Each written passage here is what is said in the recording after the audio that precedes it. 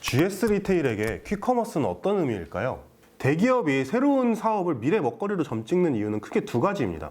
그 사업 자체로 굉장한 성장성이 있거나 기존의 대기업이 하던 사업과 시너지를 굉장히 크게 낼 수 있는 두 가지 경우죠. GS 리테일은 과연 퀵커머스에서 어떤 점을 보고 이 퀵커머스를 미래 사업으로 점찍은 걸까요? 결론부터 말하자면 저는 두 번째일 가능성이 굉장히 높다고 봅니다. 왜냐하면 퀵커머스 사업의 성장성이 높다라고 말하기가 좀 힘들 것 같거든요. 지금부터 차근차근 한번 살펴보도록 하겠습니다. 현재 유통업계에서는 퀵커머스 시장의 규모가 2025년에 5조 원까지 커질 것으로 예상하고 있습니다. 하지만 퀵커머스 시장을 잘 들여다보면 과연 이런 전망이 맞을까? 이런 의문이 들어요. 2020년 기준으로 국내 퀵커머스 시장 규모는 약 3,500억 원입니다. 퀵커머스 시장 1위인 비마트의 2020년 총 매출, 배달료를 포함한 총 매출이 1,441억 원 정도거든요. 지금 이 시장 규모를 기준으로 본다면 2025년에 5조 원이 되려면 시장 규모가 5년 동안 15배가 커져야 된다는 거거든요. 이거는 매년 70%씩 성장해도 살짝 못 미치는 수치입니다. 물론 정말 폭발적으로 성장하는 시장이라면 5년 만에 15배, 불가능한 수치는 아니죠. 하지만 퀵커머스가 그 정도의 잠재력을 갖고 있는지는 역시 의문이 붙습니다. 혹시 퀵커머스 직접 사용해 보신 적 있으신가요? 저는 배달의 민족에서 비마트 그 배달료 무료 이벤트를 할 때 굉장히 쏠쏠하게 이용을 했었는데요. 그때 산 상품들이라는 게 대부분 과자, 아이스크림, 음료수 이런 거거든요. 조금 급할 때 면도기도 한번 사본 적이 있긴 한데요. 아마 대부분의 소비자들이 저와 비슷한 소비 행태를 보일 것으로 생각됩니다. 결국 뭐냐? 편의점 나가기 귀찮으니까 빨리빨리 그냥 집 안에서 이 퀵커머스로 편의점에서 사는 상품들 시키는 거거든요. 실제로 퀵커머스의 등장으로 이 편의점이 성장 동력을 잃은 것이 아니냐 뭐 이런 얘기도 나오긴 합니다. 그런데 문제는 뭐냐면 이 편의점에서 사람들이 몇만 원씩 상품을 사는 일이 별로 없다는 거죠. 산업통상자원부에 따르면 2020년 1월부터 10월까지 GS25, CU, 세븐일레븐 등 주요 편의점 3곳 기준으로 1인당 월 평균 거래액이 얼마냐면 6,260원입니다. 좀 재미 위주로 계산을 해보자면 지금 서울 인구가 1,000만 명 정도잖아요. 서울 인구 전체가 뭐 0살 애기부터 100살 어른까지 한 번도 편의점을 안 가고 편의점에 가야 할 때마다 전부 퀵커머스로, 그것도 한 퀵커머스 업체에서 시킨다고 하더라도 한 달 동안 얻을 수 있는 이 매출이라는 게 626억 원 수준밖에 안 된다는 뜻입니다. 물론 이 월 평균 구매액이라는 거에는 당연히 평균의 함정이라는 게 있을 거예요. 하지만 그걸 고려하더라도 이 퀵커머스 시스템이라는 것 자체가 대량 구매에는 잘 맞지 않는 시스템이죠. 우리가 만약에 뭐 식료품 같은 걸 쌓아놓고 먹는다 이러면 사실 퀵커머스를 시키는 것보다는 쿠팡이나 뭐 마켓컬리 이런 거를 이용할 가능성이 더 높겠죠. 그러니까 퀵커머스 시장이 성장하려면 소액 주문이 무수하게 많이 일어나야 된다는 뜻입니다. 하지만 이제 위드 코로나가 시작됐죠. 지금까지 밖에 나가기 싫어서 이 퀵커머스를 시키는 사람들도 몇몇은 그냥 나가서 배달료 부담 안 하고 자기가 직접 나가서 편의점을 가려는 사람들이 계속 늘어날 겁니다. 실제로 퀵커머스가 2020년과 2021년에 급격한 성장을 보인 데에는 코로나19가 큰 역할을 했다라는 평가가 굉장히 많거든요. 과연 코로나 시대가 끝난 다음에도 사람들이 5분 거리에 있는 편의점을 가기 싫어서 퀵커머스를 계속해서 이용할지, 이거는 사실 지금으로선 조금 미지수라고 봐야 되겠죠. 박종대 하나금융투자연구원은 퀵커머스에 대한 단상이라는 제목의 레포트에서 이렇게 이야기했습니다. 배송료로 굳이 15% 금액을 더 내고 직접 가는 것보다 더 긴 시간을 감내하면서 굳이 온라인으로 상품을 구매한다는 말은 뭔가 다른 사정이 있다는 말이다. 일이 급해서 갑자기 손님이 와서 또는 몸이 좋지 않으면 그런 주문을 할 수도 있겠다. 하지만 그건 일시적, 비정기적 수요이고 시장 규모도 제한적일 수밖에 없다. 이런 수요 시장을 기대하고 사업을 확대할 수는 없다. 박종대 연구원의 멘트를 보다 보면 자연스럽게 이 이야기로 넘어갈 수 있을 것 같은데요. 바로 퀵커머스 시장의 수익성 얘기입니다.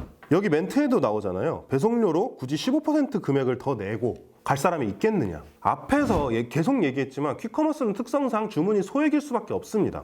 저만 해도 비마트 한참 사용할 때 최소 주문 금액 10,000원을 채우느라 굉장히 고생한 적이 많았거든요. 심지어 이 퀵커머스 배달료는 건당으로 부과되죠. 이 배달료를 이 퀵커머스 업체가 먹는 것도 아닙니다. 소비자에게 배달비를 전가하자니 10,000원 정도 사는데 2,000, 3,000원을 내려는 사람이 그렇게 많지 않을 것 같고, 그리고 그 배달료를 퀵커머스 업체가 부담하자니 당연히 수익성에 타격이 올 수밖에 없겠죠. 실제로 퀵커머스 최강자라고 하는 비마트는 이 가입 후 1개월 무료 배송 이 프로모션을 통해서 굉장히 많은 가입자를 끌어들였지만 결국 수익성의 덫을 피하지 못했습니다. 지난해 비마트의 법인세 이자 감가상각비 차감정 영업이익은 7,100만 유로 적자를 보였습니다. 이게 우리나라 돈으로 약 970억 원 정도 돼요. 결국 비마트도 배달료를 인상하고 말았죠. 지금 비마트를 시키려면 예전에 5,000원이었던 최소 주문 금액이 1만 원으로 올랐고 배달료는 3,000원으로 올랐고 그리고 배달료를 면제받으려면 무려 3만 원 이상의 주문을 해야 됩니다. 거기다가 GS 리테일은 이미 요기요를 사는데 약 3천억 원 정도를 들였어요. 이미 굉장히 많은 비용을 지출했다는 거죠. 하지만 1등 업체조차도 적자를 내고 있는 이 시장에서 GS 리테일이 이 사업 하나만으로 손익분기점을 맞추기에는 굉장히 어려울 것이라는 예상이 가능합니다. 결국 이런 상황들을 살펴보면 GS 리테일이 퀵커머스라는 사업 하나만 보고 이 시장에 뛰어든 것이 아니다 이렇게 얘기를 할 수 있을 것 같아요. 그렇다면 이제 논의는 아까 말했던 두 가지 중에 두 번째로 넘어가게 됩니다. 바로 GS 리테일의 기존 사업들과 퀵커머스의 시너지죠. 먼저 GS 리테일의 사업 구조를 한번 살펴볼까요? GS 리테일 3분기 보고서를 보면 올해 3분기 기준으로 GS 리테일의 매출은 거의 대부분 두 개의 사업에서 나오고 있습니다. 편의점 사업과 슈퍼마켓 사업이 그것이죠. 각각의 비중은 75.8%, 13% 정도 됩니다. 그리고 올해 7월에 GS 리테일이 GS 홈쇼핑을 흡수합병했거든요. 그러면서 이제 여기 홈쇼핑 매출이 더해지게 됐죠. 올해 3분기 기준으로 GS 리테일 전체 매출에서 홈쇼핑 매출이 차지하는 비중은 4.1% 정도입니다. 우리가 지금까지 계속 퀵커머스 얘기하면서 편의점 얘기를 계속 했잖아요. 그러니까 당연히 편의점과의 시너지는 말할 것도 없겠죠. 그리고 슈퍼마켓 역시 비슷할 겁니다. 그러면 이제 홈쇼핑 사업과의 시너지는 어떻게 날 것인가? 이게 잘 감이 안 오기는 하는데요. 여기서 GS 리테일이 노리고 있는 시장은 바로 라이브 커머스 시장입니다.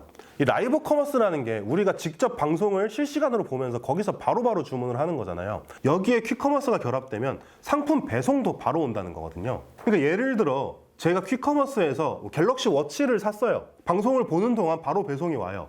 그래서 제가 이렇게 한번 봐보니까 이걸 어떻게 켜는지 모르겠는 거예요. 그러면 댓글로 바로 물어볼 수 있겠죠, 판매자한테. 이거 저 받았는데 어떻게 켜는 거예요? 이러면 또 판매자가 그걸 보고 아, 지금 제가 보여드릴게요 이러면서 거기서 바로 켜는 법을 알려준다든지 뭐 이런 상상이 가능하겠죠. 임수현 하이투자증권연구원은 GS 리테일의 퀵커머스 시장 진출을 놓고 이렇게 평가했습니다. 시장 규모나 사업 초기 수익성을 감안하면 아직까지 퀵커머스 사업을 통한 GS 리테일의 기업 가치 재평가는 어렵다. 하지만 경쟁사와 달리 커머스 산업 변화에 적극적으로 나서고 있다는 점은 긍정적이다.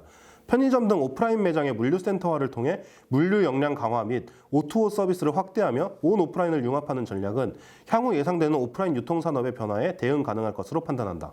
결국 이렇게 생각하면 될 것 같습니다. GS 리테일은 유통기업이죠. 유통과 뗄래야 뗄 수 없는 관계가 바로 물류와 판매 통로입니다. GS 리테일은 퀵커머스를 통해서 GS 리테일의 유통 사업에 퀵커머스라는 물류와 판매 통로를 추가하는 거라고 볼 수 있겠죠. 그리고 반대로 퀵커머스 사업 역시 이 GS 리테일의 도움을 많이 받을 수 있을 겁니다. 아까 수익성 얘기할 때 안 하고 넘어간 얘기인데 이 퀵커머스 사업의 수익성을 저해하는 요인 중에 또 가장 큰 게 뭐냐면 물류센터 건설 비용이거든요. 그런데 GS 리테일은 정말 전국 여기저기의 슈퍼마켓과 그리고 편의점을 가지고 있잖아요. 이런 편의점과 슈퍼마켓들이 하나하나가 굉장히 소규모의 물류 거점 역할을 할 수가 있게 되는 거죠. 물론 당연히 어떤 지역 전체를 아우르는 어떤 거대한 물류센터 건설도 필요할 수 있겠지만 이런 소규모 배송 거점이 있다는 것 자체가 이 퀵커머스 시장에서는 굉장히 커다란 경쟁력이라고 할 수 있을 겁니다. 바야흐로 속도의 시대입니다. 쿠팡과 마켓컬리는 속도를 내세워서 정말 이커머스 시장을 제패하다시피 했죠. 하지만 이런 기업들이 속도만으로 이 이커머스 시장을 제패한 것은 아닙니다. 쿠팡은 쿠팡맨의 친절함이라든지 와우 회원에 가입하면 묻지도 따지지도 않고 환불해주는 이런 시스템들이 굉장히 큰 역할을 했습니다. 그리고 마켓컬리는 서울 강남 지역의 어떤 주부들에게 굉장히 신선하고 엄선된 식재료를 공급해준다. 이런 스토리가 있었죠. 퀵커머스는 이름에서부터 속도를 굉장히 중시하는 산업입니다. 하지만 퀵커머스가 정말로 성장하려면 이 속도만으로는 분명히 부족할 거예요. 그리고 여기에 속도를 더 빛내줄 수 있는 어떤 무언가를 추가하는 것은 역시 GS 리테일의 역할일 것입니다. 과연 GS 리테일의 퀵커머스 사업은 앞으로 어떻게 뻗어나갈까요? 오늘의 꽃구경은 여기까지입니다. 저는 돌아옵니다.